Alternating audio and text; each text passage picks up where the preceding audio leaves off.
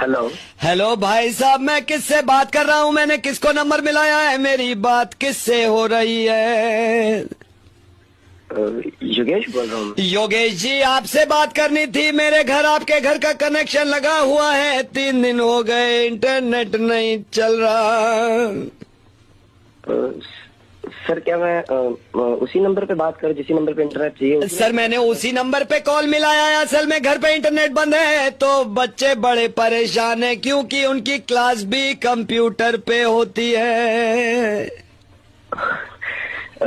ठीक है सर, मैं आपकी कंप्लेंट नोट कर लेता हूँ। प्लीज जल्दी कंप्लेंट नोट कर लीजिए। मैं सारा एड्रेस आपको नाम बता देता हूँ। हो सके तो आज शाम भेज दीजिए, वरना बड़ी परेशानी है। ठीक है सर, क्या मैं जान सकता हूँ ये नंबर किसके नाम पे लगा हुआ ये है? मेरे ही नाम कनेक्शन था। शुरू में आपने प्लान दिया था, प्लान मुझे